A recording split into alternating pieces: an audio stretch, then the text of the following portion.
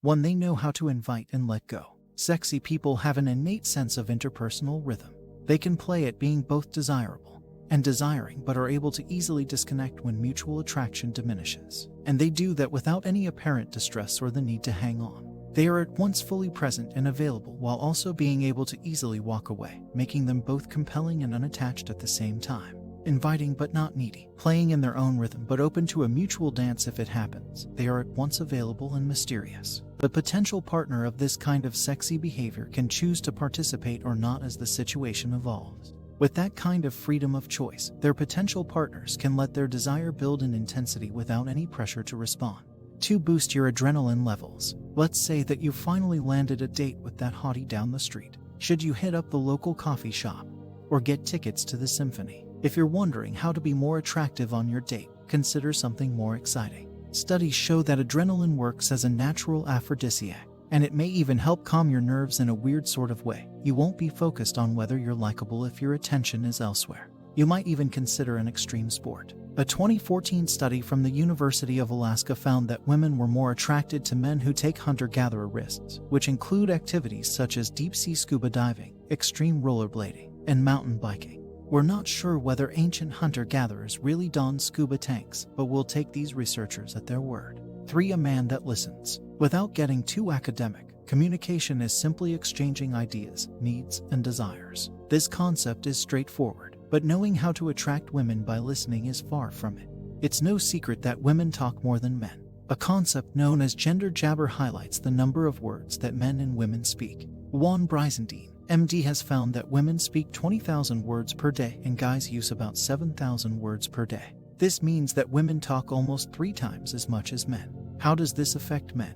There's a lesson on how to attract women here, and it's twofold. We need to listen more than we speak. If we try to overtalk the ladies, it will become competitive. They are hardwired to emote verbally and share their thoughts, which means they want you to listen. What you say should be valuable. Make sure that what you are saying has a purpose. You don't need to be a philosopher, but you do need to ensure that you're choosing your words wisely. Mastering the art of communication is challenging and different for each relationship. The best way to find out her needs is to communicate. Talk about goals and ambitions, fears and pains, beliefs and values, relationships with family and friends, expectations and guidelines for the relationship. It's important to note that a relationship's needs will change depending on the season of life, and you have to learn how to communicate those adjustments. 4. They are not attached to the outcome. Sexy people invest time and energy in seeking exciting and magical connections, but they allow things to evolve in their own timeless way, and only when both people are equally open to it. They do not strive for connections that are not mutually sought by their potential partners. The outcome, therefore, is determined by the process itself and not plotted out ahead of time.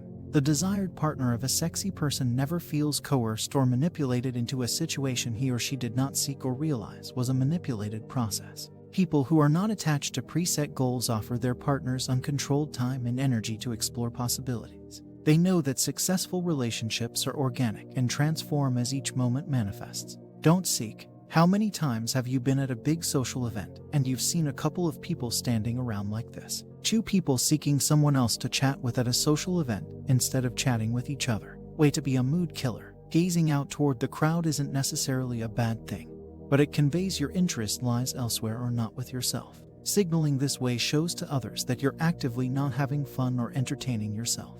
You've got to bring the fun to yourself. Be engaged. No matter where you are, be truly engaged with whomever you're with. Have a blast. Crack a joke. Others who notice you may want to join in on the fun, too. Entertain yourself. Alone, no worries. You can entertain yourself by interacting with whoever's nearby, the bartender, the staff, or even random strangers. Or you can even pull up your phone and find what's interesting to you. I've had a couple of conversations start this way, where I was simply browsing my phone, and people wanted to know why I was laughing so much. 5. They are just a little out of reach. Sexy people are just a little hard to attract, and they're not behaving that way because they are manipulating the situation or playing games. They know that when a partner willingly comes to them when he or she is ready, they never risk violating boundaries or taking advantage of neediness. Because they aren't in a hurry or have a plan in mind, they allow their partners the time they need to observe and trust for as long as they need to. From their created distance, they are still very much interested and alive, but never need to be in control of when or if a connection will happen. Out-of-reach people are inherently more alluring to most people because they never make potential partners feel the danger of entrapment. 6. Claiming space. A great way to build your confidence and attraction is to take up space. Imagine the most attractive person in the room. Are they likely hiding in the corner, curled up in a ball? Probably not. The attractive and confident person is expansive. They're big, and they take up a lot of visual space. Try expanding yourself. Rest your arms on the armrests. Widen your legs. Put your belongings on objects to claim them. You can also integrate space through your environment by the technique of keeping moving. Think of your past as one of the longest, funniest days you've ever had. For me, that was when I took a recent trip to the beach with Sienna and my husband to a new beach house. And chances are, your experience also involves novelty and different experiences. And here's where the idea of keeping moving comes into play. Different environments create different, novel experiences. For example, have you ever been on a coffee date or business meeting and it seemed to last for hours on end? This isn't a bad sign, but you likely remember it as one distinct experience. Now contrast that with another date when you move to 3 places. First, you start in the office. Then, you move to a coffee shop. Afterward, you bring your partner to a dessert cafe. Notice how in each of the 3 different locations, you can invite new feelings and emotions. Perhaps you might have even noticed that car dealers do this a lot. They meet you at an open lot to discuss the features of a car, then take you to the lobby to wait before the test drive, then to the office, then to the car again. This gives you the feeling of considering purchasing for a long time. This works not only in business but also in creating intimate relationships as well. Singles on dates should do this to feel like they've known each other longer than they actually do. Action step. Before your next big date or business meeting, plan out 3 different locations you can move to. Pivot to new locations if there's a lull in the conversation or you want to shift to a brand new topic of conversation.